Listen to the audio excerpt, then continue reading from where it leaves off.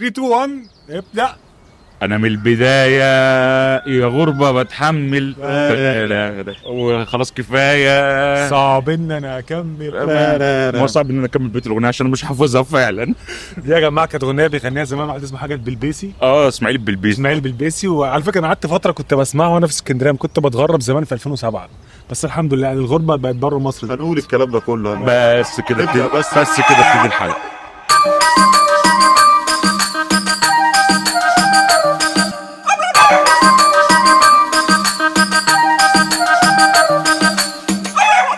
ازيك يا حاج مجدي؟ اهلا هلا والله يا رجال، منورنا في الزريبه والله. صباح الخير يا مجدي. ازيك يا حاج فوق؟ منوره بيكم والله. ازيك هو مستمع؟ مستمع جميل. والله وحشني قوي ومبسوط جدا ان انا معاكم والله واحنا اكتر. هنتكلم النهارده عن الغربه، بانك انت اتغربت. اوكي. ورحت كذا مره ورجعت كذا مره ورحت كذا مره ورجعت كذا مره. حلو. فشفت البلد وهي بتتغير اوف. وانت مش فيها. يعني اغلبيه الناس زي اسلام كده لما جه مدي الراجل 100 جنيه مستني هو الباقي والراجل مستني الباقي. فالدنيا كانت غريبه قوي بالنسبه لي. ده حقيقه.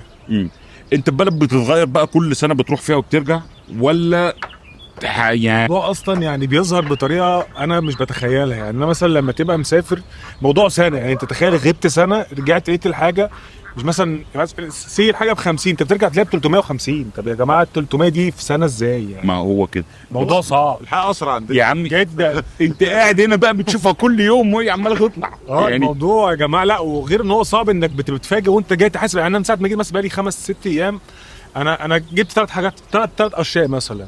اول حاجه جبتها شقتين فول. فبدي فالراجل قلت له عايز شقتين فول لو سمحت. كام اوضه وصاله؟ واخد بالك انت؟ فلقيته بيقول لي 15 جنيه. قلت له بالمخلل ولا من غير مخلل؟ فاداني من غير مخلل فانا اتضايقت. والنبي 15 جنيه دي عادي يا مجدي. لو رحت عند باشندي في القاهره مثلا الشقه ب 20 جنيه يا جماعه. لو خدنا نجيب الشقه بنص جنيه عشان تبقى فاهم. يا جماعه الشبراوي انا كنت بجيب من عنده وانا في الجيش الفرع بتاع اول عباس، اقسم بالله بطاطس بوريه بالبيض المقلي ب 4 جنيه. ايوه ده كان اغلى سندوتش عندي. البيضه نيه ب 6 جنيه.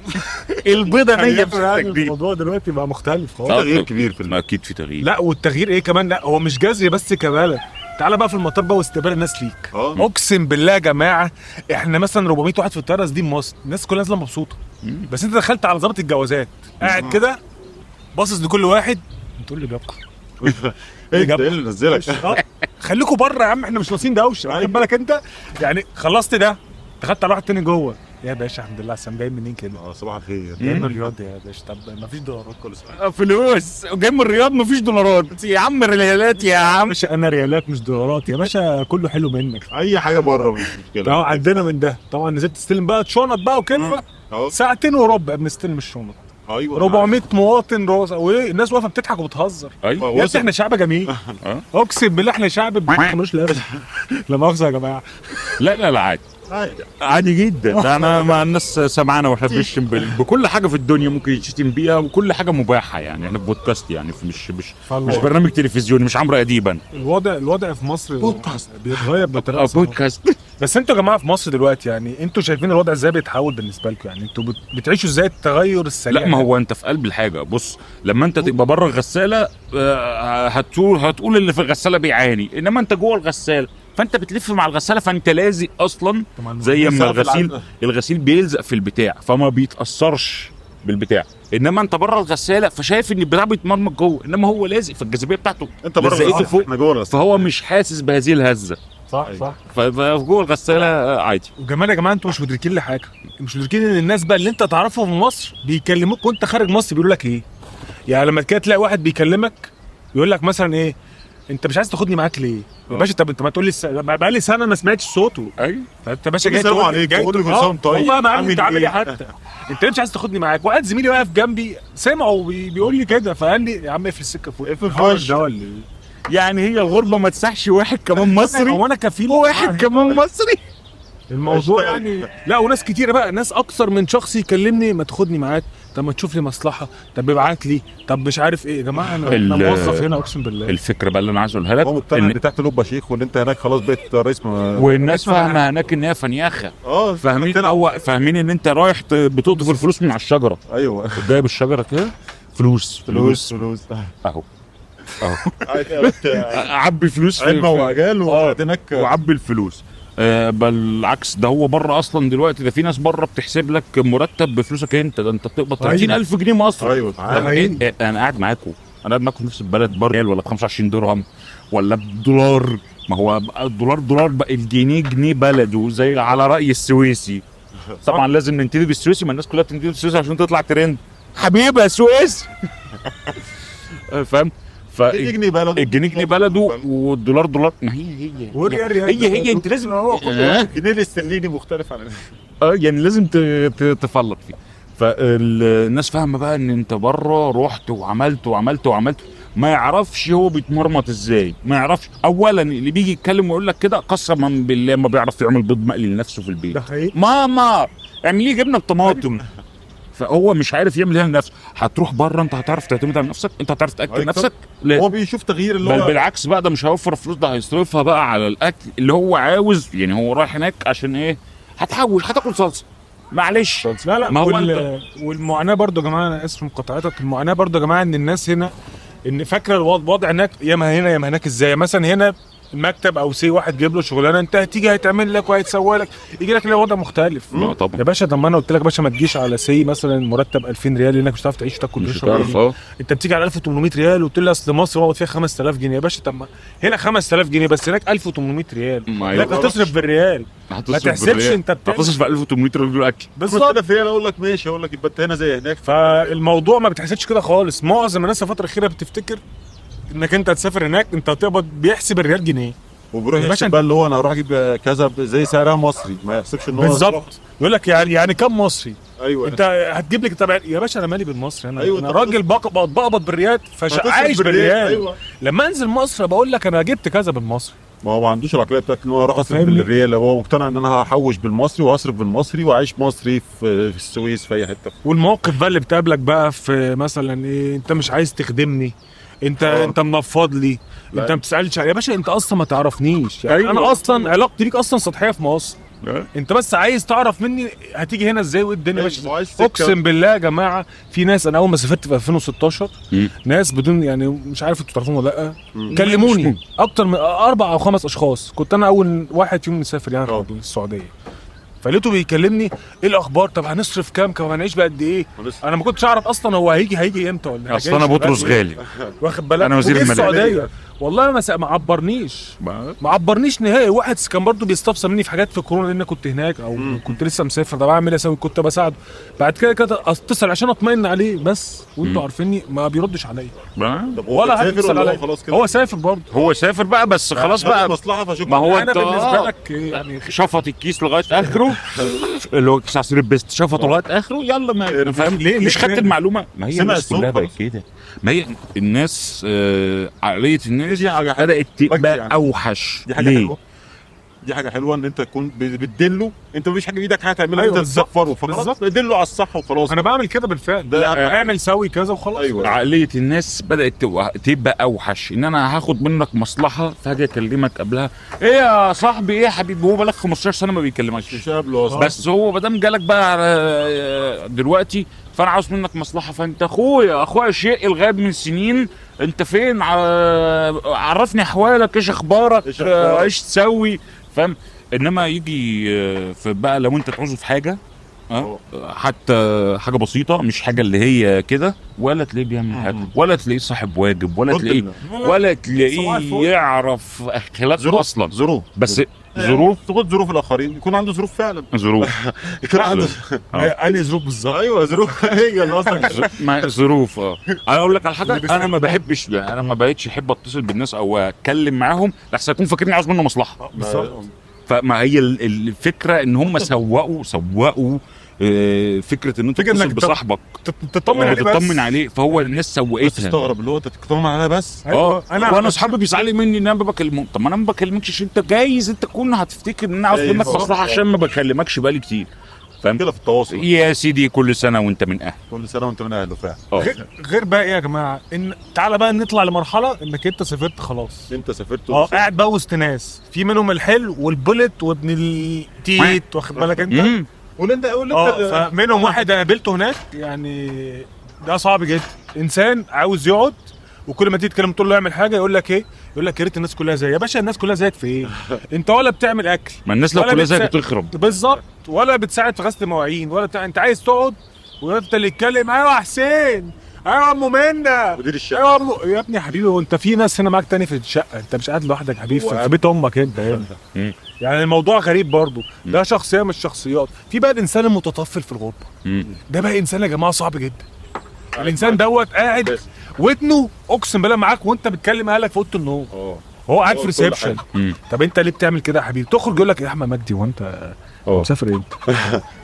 انا سمعت ان الراجل اسمه ايه ده ما عملكش فمش هتعرف تنزل. طب انت ايه دنيتك يا تعالى باشا؟ ما تسالنيش يا باشا، فكك مني، ما تجيبليش سيرته عشان ما اسبش يا عم طب لا ده هو يجيب لك سيرته عشان تسيب، عشان يمسكها عليه.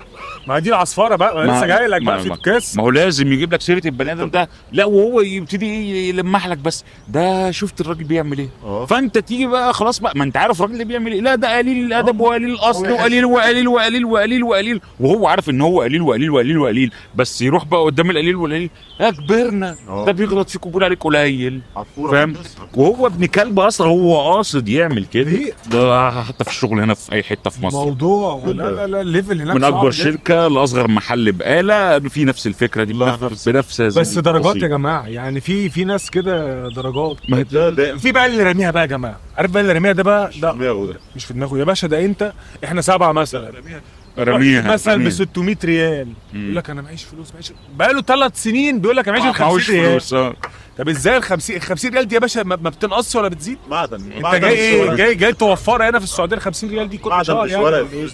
ما بيصرفهاش. ويرميها بقى شهر في 2 و3، وانا حضرت موقف زي كده شهر و2 و3 بدفع. انا وصلت في 4 شهور كهرباء هناك 4000 ريال كهرباء. يا نهار ازرق. تمام، والباشا قاعد معانا صباح الفل معاه 50 ريال 4 شهور. ما ايه يا طبعا. باشا بيقبضش مش حاجه. انت دنيتك فيها بالظبط. طبعا. صباح الفل يعني. عليا صوت مش وممكن ما تلاقوش منوفي برضه يعني، لا هو عشان مش مريح خالص. ما ايوه عشان الصفر بتلزق في المنافع. هي صفه فيومي يا كاتوكيتو بوند. بيقول لك مره واحد فيومي اتكسر جبسوه في جيتور.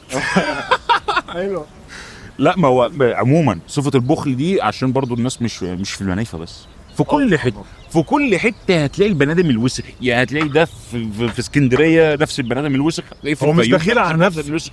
هو رميها على الناس. رميها لا ما في بقى بتتحول معاهم بعد كده ان هو يبقى بخيل على نفسه، لان هو انا عملت الفلوس دي في الغربه لدرجه ان هو بيجي على اولاده. بطاطس، هي دي بطاطس اللي انت بس يعني هو انا اصلا عملت فلوس في الغربه وتعبت فيها فهسيبها للولاد. امال هتسيبها لمين؟ ما انت مش هتدفن بيها. يلا طب اصرفها على نفسك، حتى ما بيصرفش على نفسه. لا ما تفرقش.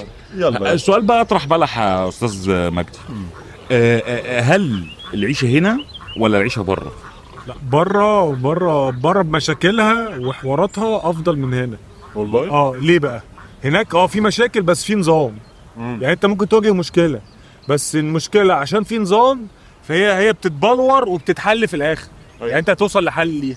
يعني مثلا لما فاهم حلها، يعني حلها توصل الحل ده هيبقى كذا. موقف ما برضه حصل معايا صديق ليا، عربيه باسمي خدها اتخبطت منه، مشي هروب من الحادث. العربيه عشان باسمي انا اللي شديت في المرور، بس هو حلنا المشكله عشان في نظام. تعالى الراجل دوت هترضيه بفلوس، هيعمل لك تنازل، انت خرجت من المشكله اللي هي غرامه مثلا 10000 ريال وحبس اسبوع مثلا. فالنظام بيبلور حل المشكله. ايوه هنا للاسف مشكله زي المرور هنا مثلا، انت خبطت واحد، انت لو مش سلطه او مش عافي انت عربيتك هتتدغدغ وهتتدغدغ انت كمان. ايوه يعني واخدين بالكم يا جماعه؟ يعني هل العيب في هواها وناسها؟ اصل كان في كذا حد اعرفه اللي مسافر امريكا واللي دكتور فبيروح يسافر في كذا حته، واللي كذا فبيروح يسافر في كذا حته، فيقول لك سبحان الله انا بنزل المطار نعيه، بينزل يشم التراب يعيا، وهناك يروح مجرد ما يروح تلاقي الصحه بقت بومب. هل العيب في هواها وناسها؟ يعني انا عاوز هل العيب في هواها وناسها ولا اقدر اقول لك لا. المطار هناك وانا جاي مثلا يقول لك توصل بالسلامه ان شاء الله، تلاقي ابتسامه. اقسم بالله يا جماعه ما شفتش حد ابتسم لي في مطار مصر مطار القاهره. مفيش ابتسامه. ايه اللي جابك؟ بالظبط. انت جاي لي يا عم احنا ناقصين زحمه يا عم، غوروا بقى واخد بالك انت. يا عم انا مصري منكم، خليكم بره يا جماعه، احنا متعين وانتوا بره. احنا مش ناقصين زحمه يا عم، هم عاوزين يفضوها. يعني لو لاحظت يعني كان في ناس عايشه معانا في البلد، 3 ارباعهم هربوا بره، ما فيش ناس في البلد، الناس كلها بتهرب. ايوه كله بالنسبه لكم شايفين حاجه يا عم انا لما رحت اطلع الباسبور من كام شهر كده لقيت يعني كلكم عاوزين تهربوا، امال مين اللي عاوز يقعد؟ كلها والراجل اللي عنده 70 سنه قاعد هناك، انت رايح فين يا حاج انت؟ والله انت لسه جيت تطلع باسبور اللي زيك عملها من الستينات في ايطاليا، ما شافوش مننا، بس انت عارف ما شربوش ده شربوا من ده، هو كرعوا مننا. بس انا اقول لك ان مصر برضو حلوه بناسها، يعني انت برضو هناك بيبقى في نظام بس انت بتميل للعشوائيه، يعني بتيجي هنا بتنبسط بالدوشه وجود ناس في الشارع. ايوه دي حاجه على فكره انا شايف انها ميزه وروح، هناك مفيش روح، هنا في روح، انت بتفتقد روح. مصر بالنسبه للناس كتير اجازه حلوه قوي، ايوه انزل اجازه، ما هو انت تنزل تترفع، انما تشتغل ما بقاش.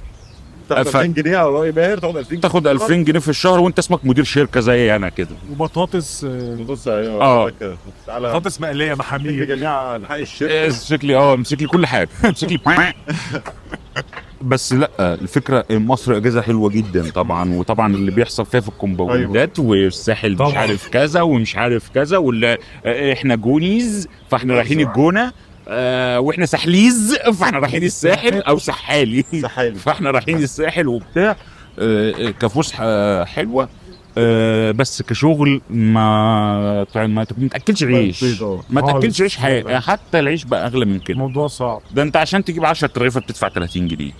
لا بجيب ال 12 اللي هم الصغيرين دول ب 15 جنيه، ما مش فارق يعني، اللي هو قطمتين ده. قطمتين، لا ما هو حتى العادي بقى قطمتين، ورفيع قوي يا جماعه، ما هو حتى العادي بقى قطمتين. هناك الاربع رغيفه بلدي بريال، اقسم بالله احنا بنقعد نشيل العجينه والدقيق من جوه من كتر ما هو سمين. في التميس يعني مش لازم التميس ابو ريال ده، التميس ده في الجون ده عالمي حلو.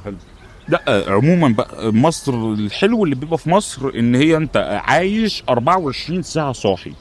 هناك في اوروبا ولا هناك في امريكا ولا هناك في الدول العربيه في الخليج بعد الساعه 9 10 ما في حركه، بس ما فيش روح برضه زي مصر، حد بيمشي في الشارع، عربيات اماكن معينه، بس ما فيش ولاد كلام من اوروبا بقى لو راجل انزل بعد الساعه 10 دور على الاكل، مش هتلاقي حد فاتح، مش هتلاقي حد فاتح. ده كذا فيديو في الناس على التيك توك في ايطاليا، اخويا سويسي تاني تروح تلاقي ما فيش محل واحد فاتح، ما فيش كله مواعيد بقى، الناس عندها شغل مش عارف ايه لا ما فيش عيشه. وامريكا نفس الفكره، امريكا نفس الفكره، العيشه بالليل مش متاحه. يقول لك اللي يفتح محله ده لازم يكون في زبون جاي له، بس هو الزبون كده نايم، فالراجل مش هيفتح المحل. احنا عندنا 24 ساعه كله مفتوح لانك انت كله سهران. هل ده عشان احنا كتير؟ مالهاش علاقه. لا هل ده عشان احنا كتير؟ ليه يا عم؟ لا ما هو احنا اكتر من الدول دي كلها. انا فاهم يعني هيقول لك امريكا عدد ثقافه شعب عايش 24 ساعه، هو بيحب يعيش. ايوه وعدد برضه العدد، يعني عدد سكان امريكا كبير قوي بس المساحه كبيره قوي، انما احنا هنا قاعدين فوق بعض. انت ممكن 10% ولا حاجه. انت ممكن تلم الغسيل من البلكونه وتلم غسيل جارك معاك كمان عشان الشارع 2 متر، فانت قاعد مع جارك والدنيا بتاع. بره ما عندهمش العلاقات الاجتماعيه اللي عندنا. ده حقيقي. يعني عندنا هنا انت ممكن عارف هو جاب لي باسين الشهر ده والله، واللباس بتاعه اتقطع الشهر اللي فات يا عيني، اتهرى، فراح يجيب له الباسين الشهر ده، وعارف هو خاطب مين، وعارف هو راح يتجوز مين، وعارف هو راح يعمل ايه، عارف هو راح. انما هناك كل واحد في حاله، هنا في حاله، هنا في حاله، وانت في حاله. ده ما يقويش المجتمع قد ما بيقوي المجتمع المصري. المجتمع المصري من اقوى المجتمعات بغض النظر عن الخرا اللي بيبقى في المجتمع، لان ده طبيعي في اي مجتمع في الدنيا. يعني في امريكا مثلا المجتمع مش قوي، فتلاقي واحده انت برضو دي ما فيش في حالها بقى، واحده جت للراجل تقول له انت بتلبس بنتك بنك ليه؟ وانت هتفضل تلبسها بنك، هو انت عاوز انت مالك صح. وهي اللي عاوزه تلبس بنك، مش انا اللي فرض عليها صح. لا هي عاوزاها تبقى جاي. هي عاوزاها تبقى جاي. انت مال امك؟ هو بقى ثقافه، هو عايز ينشر ثقافه. زي ما انت مش عاوزه تتدخل، يعني زي ما انت مش عاوزاني اتدخل في هدوم بنتي، ما تتدخليش انت اصلا وتقولي لي بتلبس وبتعمل ايه. صح. هي عاوزه تلبس بنك، انا مش هفرض عليها اكيد انها تلبس بنك. ازاي بلبس بنك؟ وايه المشكله بنت تلبس بنك يا جماعه؟ هو بقى لا عشان هي على طول البنت بتحب اللون البنك، فعلى طول لابسه بنك. فازاي بقى تلبس بينك وازاي تعمل الكلام ده؟ ازاي على طول تبقى مش لابسه يمكن لما بينك؟ تكبر تبقى انت كده بتفرض عليها، بتفرض عليها فكرهم كده اللي هو مش يمكن لما تكبر تكون عايزه وتكون لا ده هم افكارهم هناك بره الحاج ولا بيتوسع. الوسط. زي كان في مثلا مظاهره للجيز يا جماعه ما في لندن. بلاش يا جماعه السير يعني عادي يا عادي. عمي في لندن. فبيسالوا الراجل انت جاي؟ قال لهم لا. طب وانت جاي؟ لا. طب وانت جاي؟ لا. امال مين يحاول فيكم يا ولاد؟ انتوا بتدافعوا عن مين بقى؟ بتدافعوا عن مين؟ ما تفهمش بيدافعوا عن مين طب وليه؟ ننتقل يا جماعه النقطه سيب الشواذ. جاي عشان اتفضل نقطه يا جماعه. نظره الناس ليك لو انت ساكن في منطقه شعبيه وانت راجع من بره ايا كان انت جاي من دوله خليجيه او اوروبيه. ده رجع بالظرف، رجع بالظرف اللي فيه مليون جنيه. هتفتح الشنط امتى؟ رجع بالظرف اللي فيه لا مليون نظره جنيه. الناس في الشارع مش قرايبك دي بقى نيكست ستيب.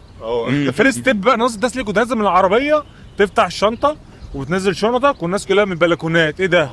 هو وصل امتى؟ ما شاء الله ده وشه منور يا جماعه. ده انا جاي خاس اقسم بالله يا جماعه ما تهزروش. لو تشكروا انت تعرف احنا ادرى. لا وايه هضحكوا في مره من السفريات كنت راجع عادي اجازه ففي واحد في المنطقه عندنا شاب يعني ما بيشوفنيش كتير فراجع بالليل الساعه 2 بالليل كنت انا بركن عربيتي على الكورنيش بره فداخل في الشارع فبقول لي يا باشا قلت له خير يا فلان قال لي لا انا مش فلان انا اخويا علان قلت له طب تمام خير انت يا باشا ليه بحس انك مستعار من المنطقه ما بتحبش تسلم على حد وانت ماشي يا عم انت حدش تكلم لا وقاعد يبقى يا باشا بقى صباح الفل يعني وقاعد لوحده في الشارع كل الساعه 3 الفجر ما هو على الرصيف ما هو وطالبت معايا يردي هو واحد تغلى على راسي. ده قطعتين برشام حتتين برشام أنا ما وهو أعرفش. عاوز يزوج اي حد في الكلام. شو كان شارب خل ساعتها لا هو اتنين برجبلين ولا اتنين اتكلم معايا واسرد في الكلام اتنين طب جبتكون ولا اي حاجه من الحاجات اللي في الصيدليه دي وجاي ايه عاوز اجر شكل. ما هو قاعد فاضي مش فيش حد معدي لك جاي فيلا تعالى نضيع بالظبط اتكلم معايا نص ساعه ودخل في حياتي وهو اصلا عارف ان هو تقريبا ما افتكرش هو عمل ايه امبارح اصلا ما اي ورايح فين وجاي منين وخلي بالك وانت وانا عارف ان انت فلان اخو فلان وانا مش عارف ايه وعايزينك كذا وحاضر وانا ديلر قد الدنيا ويا ريت تشرفني تاخد مني صباع. قلت له ابشر يا باشا عينيا حاضر لا انت ما شفتوش تاني اختفى اتبخر ما طبعا هتلاقيه اتقبض عليه. هتلاقيك انت طلعت من هنا والبوكس جه تعالى يلا. والناس بقى ايه يعني عارف انت ماشي في الشارع الناس رقبتها كده معاك وبتستناك ترجع معاك لما ترجع تتفرج على الفيلم. ده بعيدا عن انت جاي من بره انت لو ماشي بكيسه سودا في الشارع في ناس بتبقى قاعده عندها سنسور ليزر بيكشف اللي جوه. ده جايب جبنه وجايب جبنه ثلاجه وجايب جبنه قديمه ايوه وجايب جبنه رومي معاها يعني شوف ايوه ده ما جابش لانشون لا ما اكلتش رز تحيه لاحمد حلمي عشان بحبه جدا ما جابش لانشون النهارده وهو راجع من البتاع. ده موقف بسيط. في موقف تاني تخيل الترابط المجتمعي اللي بقول لك بالظبط. تخيل تبقى ماشي كده وواحده جارتك قاعده في الشارع او نازله مثلا تجيب حاجه من الشارع فلقطتك ماشي بشوز حلو فسيبتك تمشي فاخوك كان معدي بعدها بيوم او يومين تقول لاخوك ايه بقى والنبي يا الله ده قلبها اسود قوي. انا الكوتش بتاع اخوك ده اللي من يومين شفته عجبني وانا ابني عيد ميلاده قرب فعايز اجيب كوتش زي ده وجابه منين؟ ده قلبها اسود قوي دي. عايز تعرف يا جماعه انتوا ليه داخلين كوتشات الناس كمان؟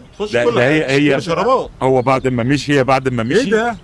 مجدي جاب كوتش جديد عايزين نبقى نسال عليه يا جماعه 14 دي موقف حقيقي بتصدم ان انا بعرفه بعد سنتين ثلاثه بالصدفه كده يعني الحكايه بتاعت الناس اللي في المنطقه عارفين انتوا المناطق الشعبيه ايوه هتلاقي كل حاجه ليه كده قاعد معاك في نفس الحجره ونفس كل حاجه تمام.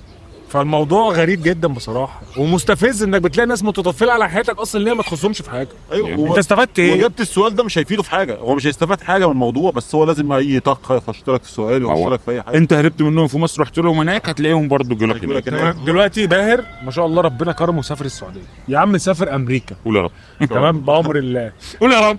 فوكس كان صاحبه في الشارع بس باهر ما قالش فوكس ما قالش اي حد خاص عشان ايه ربنا يسهل ولا يخاف الحسن ايه المشكله يعني عادي وفوكس ما ساعدوش في فلوس ما انت ما اديتنيش حاجه عشان تقول لي انت رايح فين وجاي منين فانا بالحقيقه اروح ما اقولكش. ما هو طبيعي. تخيل بقى ان هو واحد بقى فوكس متضايق عشان ايه بار ازاي يسافر ما قاليش يا عم ضفان كله كاتسو. المشكله هو مش بيسافر استايدو بس هو مش الكوزيو بيسافر يتفس، أيوة. يسافر يطلع ماشيين اهل بالظبط. اللي هو هروح امسح سافر- سلالم هناك يا واد احسن سحور مجدي انا ده. بقول لحد ان انا رايح اجيب هوز من اول شارع فلوس بتوعي ايوه مش هجيب بقى اصفر، والله بقول لحد رايح اجيب هوز من اول مش احلى دعوه الخلق للخالق ده هم قاعدين حاجه خرا. بقول لك ازاي ما قلتليش لا ويقول لك ليه يا عم طب هتعمل لي حاجه ما اقول لك بالظبط. انا كنت شفت بوست كده، انت ليه بتتضايق ان واحد سافر وما قالكش، بتضايق ان واحد كذا وما عملكش. ما هو. يا باشا انت اديت له فلوس سفر، ساعدته في فلوس جواز، جبت له عربيه تزفه، اديته فلوس كذا، ساعدته في كذا، عملت كذا، ما عملتش اي حاجه خالص. طب انت هو- ليه مستنيه يقول لك حاجه عايز زي يقول كده؟ لك الف مبروك كمان، بس هو ده وجهه النظر التاني، وعايز يقول لك الف مبروك، فهو خليه يقولها لك وخلاص. ببلاش ما هو دي بقى الفكره بقى، اللي هو عايز يقول لك حاجه تضايق وتعصب. ما هو الحاجة دي مش عارف زي كل دلوقتي سنه وانت طيب يا زي باشا. ما يقول لك اتجوز اتجوز اتجوز اتجوز. طب ايه طب ماشي اتجوز هاي بالظبط ادفع حبيبي، صح. عايز تفرح هتساعدني في ادفع. الجواز؟ هتيجي تتحمل الغربه مكاني، ما أيوة، مش اللي هتيجي بيبقى يعمل مثلا في الغربه انت هتيجي تستحمل اللي انا صح. استحملته بقى. ما انا بقول لك انت ما بتعرفش تعمل بيض مسلوق لنفسك، هتقول لي استحمل الموضوع الغربه. مش موضوع انك هتشتغل بس، لا الموضوع يا عمر يا ابني انت بتتعامل هناك مع بشر، مع جنسيات مختلفه غير هنا انت هنا مقبول باتيتيود مختلف. انت اسلوب كل واحد فيهم بجنسيته مختلفه في التعامل معاه. ايوه بنجالي وهندي وباكستاني لبناني. ولبناني وسوري، وممكن تقابل ناس مغاربه وتوانسه وزر وجزائريين مصريين هناك وافارقه، كل حاجه هناك، كل حاجه متوفره. مع بقى خلاص مصر بقت كده. ومصريين برضو مش لا مصر بقت كده، احنا عندنا ناس دلوقتي اكتر من المصريين في مصر. ده حقيقي. سوريين وسودانيين واوكرانيين ويمنيين ويمن وكل حاجه. بقى في احياء كامله في مصر، زي ما هو انت بتتكلم عن شارع التحليه امبارح كده اللي هو احتلال مصري دلوقتي في السعوديه. مصر من محلات تجاريه كلها مصريه. في فيصل دلوقتي كلها سودانيين، في حته في فيصل شوارع كامله في فيصل يمنيين، معظمها يمنيين يمنيه عادي. ويعملوا الحاجات بتاعتهم ويعملوا بتاع. انا ما عنديش مشكله في ده، انت بس ده تبادل ثقافات. المشكله مجدي انت لو سافرت مثلا في السعوديه انت بتاكل اكل مصري ولا بتاكل اكل سعودي؟ يعني ايه المتاح اكتر؟ المتاح اكتر ومتوفر بسعر مناسب السعودي، اللي هي الكبسات. حضرتك مش هتعمل محشي ومش هتعمل اكل المصري؟ بعمل، بس انا بعمله في البيت. انا هو مش دايما لا يعني ممكن كل شهر مره، كل 3 4 شهور واحب اقول لك حضرتك ثانيه، السعوديين دول مش من جنوب افريقيا، انا قصدي مش بيعملوا محشي مش برضه. تروح تعمل اكلات مصري وانت زي بتاع السعوديه بيجي هنا يعمل اكل سعودي او يعمل اكل مهما كان دولته او فاهم حاجه. شوف الطبيعه اللي هي فيها وجرب الاكل اللي انت موجود بالظبط. تاخد. لا انا كذا مره اكلت اكل يمني يا جماعه، حاجه اسمها لحسه، اكلتوها قبل كده؟ لا انا سمعت عن اللحسه دي. لحسه وفحسه ومحسه سمعت عن اللحسه والمعصوب ايوه المعصوب برضه، المعصوب الملكي والمعصوب العادي. بالظبط. الملكي بقى فيه مكسرات، العادي لا ما فيش اللحسة مكسرات. دي تجرب الاكل التاني اللي موجود لذيذة. عندهم عشان تبقى ثقافه. في حاجات لذيذه وفي حاجات ما بقاش متقبله. والمدفون المدفون دي كبسات. لا لا البرجر الجراد، شفت انا الفيديو ده؟ لا ده صعب. ما ده طبيعي على فكره موجود بجد بقى. الضبع دوت في بروتينات وفي الضب. بعيد عن الهزار، الجراد ده بيقول لك الجراده الواحده فيها ما يعادل 250 جرام لحمه بروتين. يعني ربع كيلو بروتين عالي لحمه بيساوي جراده في البروتين بتاعها. مش متخيل. ومش حرام كاكل يعني. مش حرام. ده المكسيك يا دين النبي، المكسيك بيعملوا ايه بقى؟ بيجيب الفول السوداني بيقشره ويحطه في الصلصه ويحط عليه الشطه ويحط عليه الميكسات ويحط عليه البتاع ويقوم حاطط عليه جراد، بيسلق معاه الجراد ويطلعه لك يصبه لك في الطبق كده مع شويه بوريتو وشويه جواكامولي وشويه افوكادو والكلام ده. جواكامولي هو الافوكادو بس دي سلطه بتتعمل من الافوكادو، ويحطوه لك وتاكل. وبالنسبه لهم دي من اعلى. طبعا المكسيك اكتر حاجه فيها خنازير، ودم خنازير، مناخير خنازير، مشاوي خنازير، كل حاجه خنازير. فانت تروح هناك ده الحاجه الحلال الوحيده الجراد. كل جراد والله كويس. كل جراد. ما هو بياكلوا ضفادع حيه في ناس كده. في اكلات على مستوى فرنسا بتاكل قواقع وبتاكل ضفادع وبتاكل بتاع. أيوة. انما بقى يجي بقى الخليج قرفان قوي من الفسيخ. طب اضحكوا. طب ما انت بتاكل جراد يعني انت جيت على الفسيخ ليه؟ هو كده انا مصري وبقرف من الفسيخ يعني. دي مش نقطه نقاش يعني، بس ما تعمليش فيها كده بتاكل جراد. بخصوص الضفادع، كان والدي زمان في الكويت. تمام. فكان في مطعم كده معين في الكويت في الثمانينات، انت يوميا بتروح، هي سعر الوجبات فيه واحده اذا كانت لحمه او فراخ. فهو طلب اكله اليوم، طبق اليوم بالظبط. بسعر معين، مثلا مثلا 2 دينار مثلا. تمام. فهو شاف وجبه كده معينه باسم مختلف، قال لك اجربها. شبه الحمام يعني، هو اعتبره حمام فجاب. فهو جاي يحاسب عليه، بيحاسب على طلع حمام كداب بتاع. لا مش حمام كداب، ده ضفادع كدابه. ايوه طلع ده. والدي كل ضفادع وفاكر انها حمام، وكان بيقول لي طعمها لذيذ جدا. طب حجمها نفس الحجم؟ حجم حمامه صغيره كده حلوه، بس هو كان بيقول لي ازاي ب4 رجول. حمامه برضه معاقه يعني، خلة ربنا يا جدع. جبت فرخه ازاي ب3 وراك؟ انا فاهم. بالظبط نفس الفكره كده. وكان الاكل حلو، بس بعد ما عرفت طبعا الموضوع كان صعب نفسيا جدا يعني، اللي هو ازاي انا باكل ضفادع يعني. بقى انت في دوله عربيه في ضامن الاكل، انما لما أيوة. تيجي تروح اوروبا بقى، ولا تروح بالظبط. امريكا، ولا تروح الحتت دي، انت مش ضامن. يعني في كاليفورنيا بيشوا تماسيح، اوف. والتماسيح كده كده تشوف جميع انحاء العالم يعني. في افريقيا بيشوا تماسيح كتير قوي. كاليفورنيا يشوي التمساح ويحط لك مش عارف ايه صوص باربيكيو على التمساح. كاتك القرف. ايه صوص باربيكيو على التمساح؟ طب انهي جزء في التمساح بيتاكل؟ كله بيشووه كله ابقى اجيب لك فيديو كامل. شفت في الفلبين بيشوا خنزير كامل. يقول لك يا جماعه فلبينيين كتير في الشغل، فبيعيشوا حاجه اسمها بيج خنزير. الخنازير يقعدوا يشوا بيتفننوا في الكلام ده كله ثقافات برضه يعني. هي بتتحط ثقافه من زمان وخلاص الناس بتكمل. زي عندنا الحمام، ما احنا بناكل حمام ما بره يقول لك بره في اوروبا وفي الحتت دي اسمها فلاين ريتس، الفئران الطايره. الحمام بالنسبه لهم فئران طايره ما بياكلوش. فهو والسعوديه برضه ما بيستغربوا من الحمام برضه، ومش من دلوقتي طبعا عشان الثقافه اتغيرت والمصريين دخلوا كتير، فبياكلوا الحمام عادي لانه لو طعمه عادي، لو طعمه حلو. أيوة. انما في اوروبا ده بالنسبه لهم ده فران. انتوا بتاكلوا فران؟ ما هو في اوروبا بياكلوا فران اصلا يعني، بتاكلوا فران ذات نفسها جت على الحمام. هو الحمام شايف ان هو اكل عادي يعني. في مره واحد زميلنا سوري كان اول مره في حياته ياكل الحمام، كان سنه 2017. احنا عزمنا عليه، كنا 2 مصريين في مطعم، كان مطعم في التخصصي في الرياض. فلما جينا نجيب حمام فاتفاجئ ده وعجبه جدا. فقال لك ازاي انا ما اكلتش حمام طول حياتي. حتى المحاشي عندهم جبنا له محشي برضه، المحاشي عندهم بيحشوها لحمه مفرومه. تمام. مش الدولمه العراقي. ما الدولمه العراقي دي اشهر محشي، او اول محشي تقريبا اتعمل بالظبط. وعلى طول بيتحشي لحمه مفرومه مع الرز، مش يعني لحمه مفرومه اكتر من الرز بكتير. بس الرز عشان يديك قوام بس، تبقى اللحمه طاغيه في الموضوع خالص. لا لا لا لا سيبك من الاكل بس، خلينا في السفر دلوقتي. تمام. الغربه والكلام ده احسن. اديني عبيله واديله يا فوكس. طب اسالكوا سؤالا. تمام. دلوقتي انتوا يعني شايفين الغربه ازاي، او انتوا من وجهه نظركم؟ شقه اكيد. شقه. تمام. قولها لي انت برضه في كلمه واحده. لا انا مش شايفها شقه، انا شايفها المتعه في الرحله، انك تتعرف على ناس تانية. تمام. بادمغه تانية، بثقافات تانية، بليله تانية. تمام. ما تلاقيهاش في مصر. ما ممكن تلاقي ده ثقافته مختلفه تماما عن الثقافه اللي عندك، فاهم؟ يخاف منك، تحاول تغير وجهه نظره عنك. تمام. يعني مثلا في ناس بتتعامل مع المصريين معامله وحشه، واحنا عارفين الدول دي مش هنقولها. لا بيتعاملوا مع المصريين معامله وحشه. ده حقيقي. ما تقولش فلس، ما تقولش جنيه، قول فلس ولا مش عارف ايه، ينعل ميتين اهلك. المهم وعنطزه بمنتهى العنطزه، وهو في الاخر فاضل لكم النقطتين دول هيروحوا من الزيت، ولا تقول لي فول جولد كفر ولا تقول لي فول كولد جفر، ولا تقول لي هتيجوا عندنا زي اخواتكم. انا هبقى كفيل هنا وهطلع يلا على اللي انتوا عايزينه. كان لا انا نفسي ابقى كفيل. نفسي يعملوها. هيعملوها سهل كفيل والله. هيعملوه قريب لان الاعداد بقت تكبر والدنيا بقت انتوا فكرتوني بسكتش زمان كنا بنشوفه واحنا صغيرين على الفيسبوك، اللي هو بالنسبه للاطفال في المدارس في دول الخليج والاطفال في مصر. الاطفال في مصر فوق كل واحد كده تكست مكتوب فيها دكتور، مهندس، محاسب، سباك، نجار. بيقول لك كفيل كفيل كفيل كفيل كفيل كفيل كفيل. يا جماعه بالفعل البلد كلها كفله. ايوه. شباب لسه اصلا ما نضجتش ولسه ما اشتغلتش وكفله. كفيل ياخد كفاله شخصيه فرديه.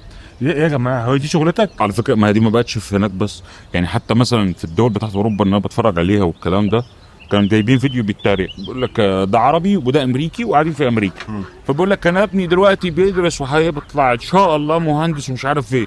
فالتاني الامريكي ده عيل صغير، جايبين عيل صغير بجد. التاني امريكي ابنه عجل قدنا كده في السن، ابني هيبقى يوتيوبر قد الدنيا، فاهم؟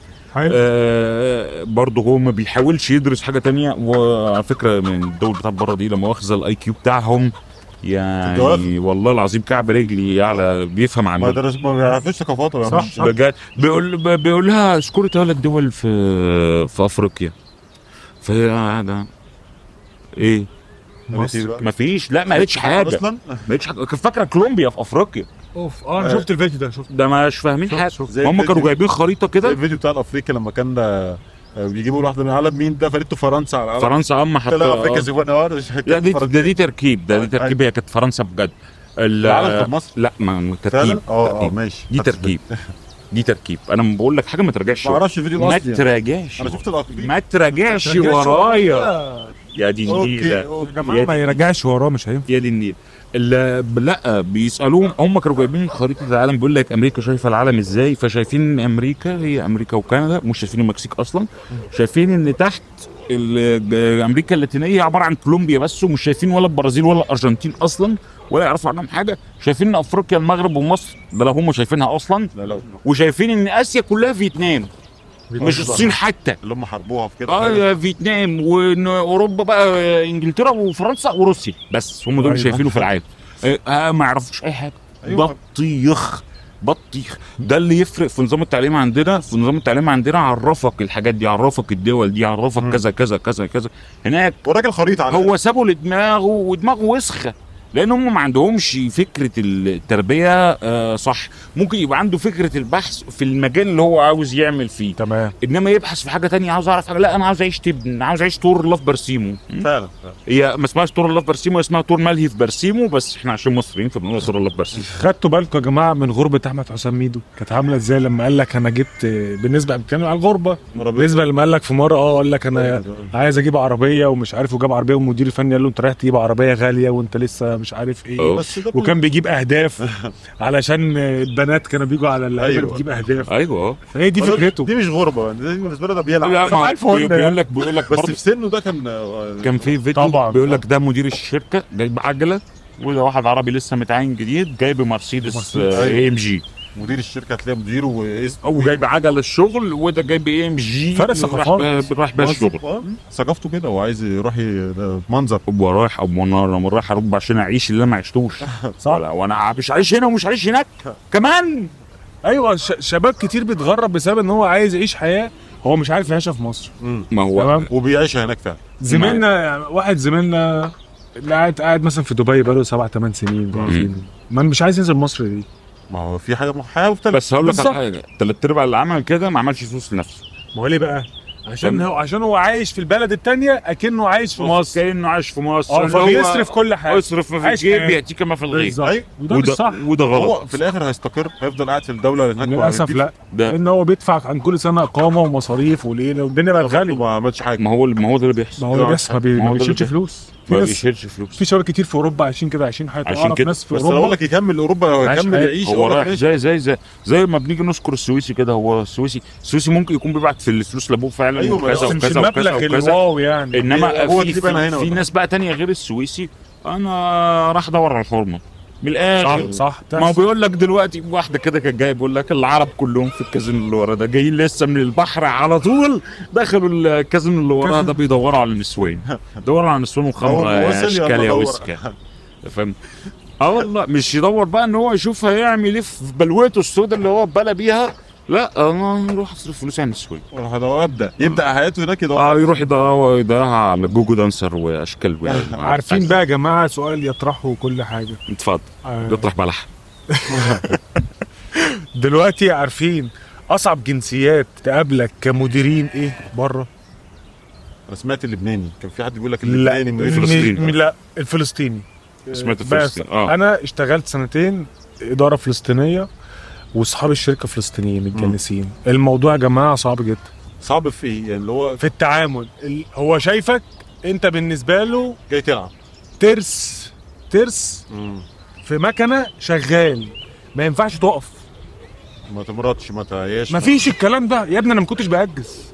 ماشي. ما هو ما فيش اجازات. هو يقول لك انا هديك فلوس مكان الاجازه دي، هو ما بيديهالكش إيه ده؟ فلوس. لا، ما هو انا المفروض في الاسبوع ليا يوم على الاقل. ما هو انت ليك يوم في الاسبوع، بس الشغل عايزك اشتغل. هعوضوا لك لا يوم زياده، يوم بيوم ونص. ترسي ايه؟ والله ترس اقسم التلج بالله. ده ساقع عليه. بالظبط. طب هو ده الموضوع غلط كده. غلط صحيا عليك انت ونفسيا على حياتك. لا هو شايف كده. هو بالنسبه له كل هو كده، هو هقول نفسه لك كده. حاجة، معظم سياسه الجنسيه دي في الشغل كاصحاب مال او كمديرين، اضغط عليه اكتر تجيب اكتر حاجه فيه. مش هيريح، عكس ناس تاني. اللبناني مثلا كنت شغال في شركه تانيه ادارتها اللبنانيه، تمام؟ لا، اللبناني عايز يدلعك عشان تديله. ايوه، ما هو ده الفك دي قعدت في دي 3 سنين ودي في سنتين. لا، انا اتدلعت فديت شغل، اللي كنت بتارجت عشان اتدلعت. ما هو الاحسن التاني ضغطني، أيوة. ما تارجتش، اللي ضغطك باخد ده مرتبي بس. ضغط عليك بالظبط. تلفزيون. ولود لود لود لود ايوه، ده لود. غلط. هي دي فكره سياسات. اقول لك على حاجه برضه، كان بيقول لك بقى اللبناني ايه اهم حاجه اول ما يقبض اول قبض، اهم حاجه اروح شيك. ايوه، شيك. ايوه، وعلى فكره الفلسطيني واللبناني من اعلى الناس داخلا في اي دوله ده عربيه. حقيقي. في اي دوله ده حقيقي. عربيه هو من اعلى الناس داخلاً. مرتباتهم برضو عاليه جدا. اللبناني انا شيك، انا عاوز افضل شيك عشان بتاع، انما المصري انا ممكن اروح لك بالترنج والشيب هيفضل شيب. بالترنج الظروف حياتي. او البس لو هناك بقى في السعوديه ولا في بتاع البس الثوب الابيض وتحتيه برضه الصندل الجميل واتمشى ازحف في الارض طول ما انا ماشي. ما دي برضه ثقافه وسكه. عايز يحوش عشان طبعا انا ما يرجع. بتكلمش ان كل المصريين كده، ده في مصريين انضف كتير من اي حد تاني. ايوه طبعا. فالغالبيه بيبقى رايح هيحوش القرشين عشان ارجع كمان سنتين. ما هو كلها. ما هو اي حاجه في الدنيا فيها الحلو كده. والوحش. بس الوحش هو اللي بيظهر طبعا عشان احنا في الزريبه، فاحنا بنحاول نجيب الوحش بس ما بنجيبش الحلو. ايوه. الحلو موجود عند بلبن. الحلو عند بالظبط يا جماعه. روح هاتوا عند بلبن وبسبوسه ما وكنافه تعرفناش. برضه جنب بلبن على طول في شارع التحليه يا جماعه. ما هو واتول جنبهم برضه. شارع التحليه في ايه السعوديه. ده من تعال الشارع. ما هو ما انا بقول لك بقى يا جماعة، احتلال مصري. الشارع ده يا جماعه مش عايز اقول لك ان 90% من اللي في الرياض كل ويك اند قاعدين في الشارع ده 24 ساعه لغايه الصبح. انا بيعجبني الكلام شارع ده حيوي جدا في نقل الثقافات. ان انت تنقل الثقافه. يعني مثلا جميع رومانيا الجنسيات. وارمينيا والبانيا والحتت دي بيقول لك في كميه مصريين هناك وهم مسميين نفسهم مصريين مع انهم ما بيتكلموش مصري ولا يعرفوا اي حاجه عن مصر. ايه؟ هم هاجروا من زمان، ايوه ماشي. ومن زمان مش لا التسعينات والثمانينات. لا ده 800 1800. جدود بقى جدود. وقاعدين هناك وهم معتبرين نفسهم مصريين وعايشين لهم مصريين وبيحاولوا ينقلوا ثقافه المصريين بس هناك. هو اكيد مش هيبقى عارفها لو هو عايش من الثمانينات، هيبقى عارف ثقافه المصري دي. بيشوفها على النت ولا حاجه. ما هي الحضاره نشيتها فين؟ معلش يعني هي الحضاره نشيتها اسيا ولا افريقيا؟ اسيا ولا افريقيا؟ فاهم؟ هقول لك على حاجه مثلا، اللي هم الاسكندنافيين دول، الاسكندنافيه اللي هم بعد كده قال عليهم فايكنج. هي فايكنج جايه منين؟ جايه من الفينيقيين. مين الفينيقيين دول؟ لبنان. واتنقلت بالشعر الاصفر بنفس الفكره، اتنقلت على بره. انت اللي نقلت الحضاره دي. بل كان في معلومه كده الله اعلم دي هلس ولا لا، عادي نقولها بس على ما اعتقد ان هي هلس. بيقول لك ان اسكتلندا اصلها مصر. ازاي يعني؟ اسكتلندا طبعا لو فاسي ما حدش هيرجع ورايا يعني بفاسي. ولا يهمك. بيقول لك بس يا ريت تكون من غير ريحه. اخناتون كان عنده واد وبنت، توت وسكوت. توت وسكوت عشان كده سموها اسكتلندا. بعد ما اخناتون مات لما وحد اله الشمس في اتون كان اسمه توت عنخ اتون. أيوة. وبعد كده ان رئيس المعبد جه، دي حقيقه. الباقي بقى انا ما اعرفش فاسي ولا لا. جه وهو اللي عاوز يحكم البتاع لغايه ما موت توت عنخ امون. كانوا عاوزين يعذبوا بنته عشان هي بتدعو تاني ان هم يوحدوا الاله في اله واحد ويسموه اتون ويرمزوا له بقرص الشمس والكلام ده.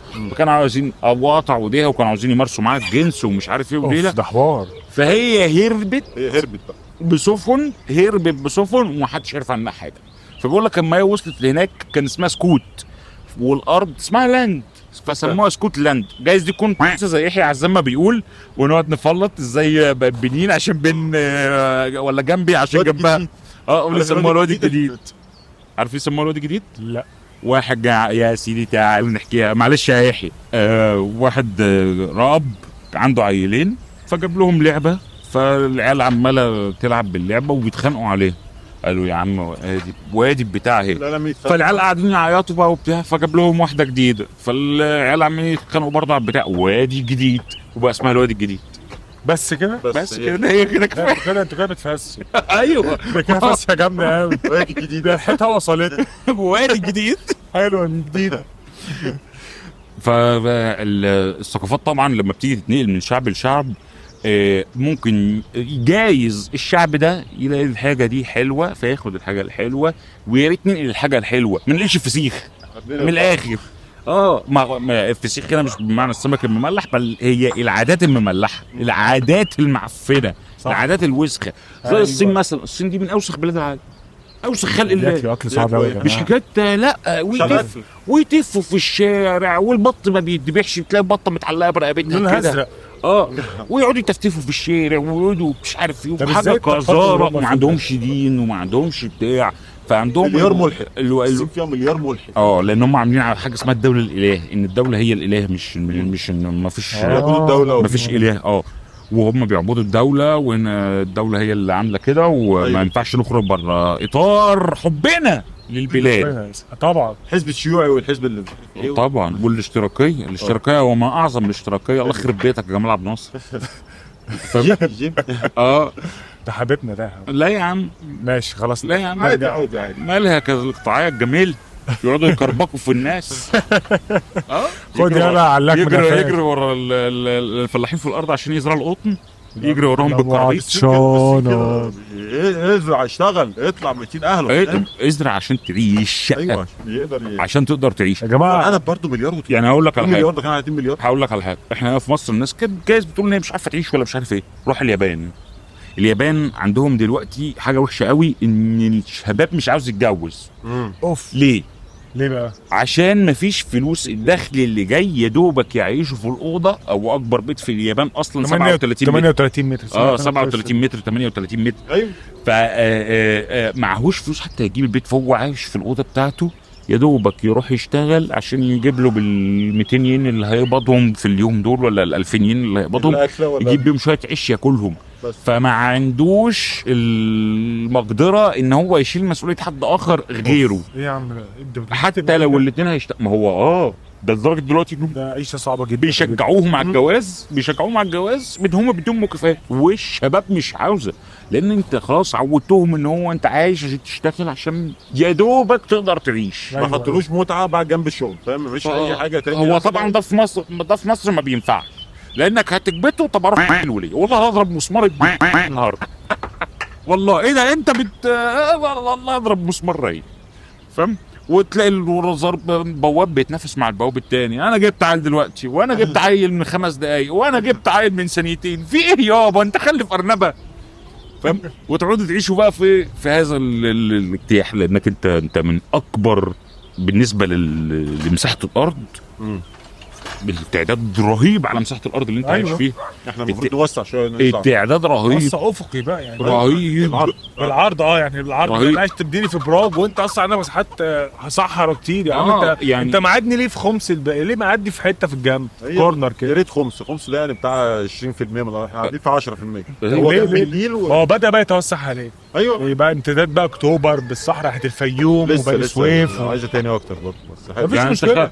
تخيل برضو بعد ما الناس اللي بتهرب دي كلها وراح على اوروبا، برضه احنا كتير. اللي خرج دخل غيره سوري وسوداني ومش عارف ايه. ماشي بالظبط ده بدل بالظبط. لا كأنك ما خرجتش حد. لا ما انت اللي خرجت تجي ما خرجت اعداد كبيره. مفيش، اقول لك على حاجه، مفيش دوله في العالم ما فيهاش مصر. ماشي نيو غينيا اللي فوق استراليا فيها مصريين. بقول لك في 10 شغالين في السفاره وواحد مصري هناك، حاجه زي كده. هم كلهم 10 9 في السفاره وواحد مصري اللي موجود في الدوله. ما هي كده شغلوا معاكم في السفاره. هو كده مفيش حته في العالم ما فيهاش مصري، ده بجد. ايوه كوت ديفوار دلوقتي فاتحين مشاريع مصريه. انا شفت الفيديو. لا مصر في طبيعي بقى انت 100 مليون. ما هو وبيتجهوا لافريقيا دلوقتي. ده تفكير حلو انك كمان تتجه لافريقيا بدل ما تطلع فوق. السيدي الغاني ب 3 جنيه. لو حد عاوز يروح غانا، السيدي الغاني ب 3 جنيه. تنزانيا برضو يا جماعه فيها مهندسين مدنيين شغالين هناك في شركات كتيره ومشاريع. تنزانيا تنزانيا. انا قابلت في مره بعمل كشف طبي عشان مسافر السعوديه، فقابلت شاب مصري بقول له انت ايه وضعك؟ قال لي انا جاي اعمل كشف طبي عشان رايح تنزانيا. قلت له هتعمل ايه في تنزانيا؟ قال لي انا مهندس مساحه في شركه هندسيه مصريه شغاله هناك في مشاريع، فانا شغال في قلت له تنزانيا يعني الدنيا دي اديك انا بقول لك ما فيش حته في العالم ما فيهاش. قال لي بقبض بالدولار. ايوه ما فيش حته في العالم ما فيهاش مصري. ما فيش حته في العالم ما فيهاش مصري. ده حقيقي فاهم؟ طبعا احنا منتشرين في كل الدنيا، مش في يعني طبعا احنا عشان كده قد الدنيا يا جماعه. لما يقول ام الدنيا وبتاع، ففعلا هي ام الدنيا لان في كل حته فعلا. وفي نهايه الحلقه احب اقول لك ان احنا موجودين على اليوتيوب وموجودين على كل المنصات الصوتيه. يا ريت تسمعنا ويا ريت لايك وشير. سلاحف. سلاحف. سلاحف.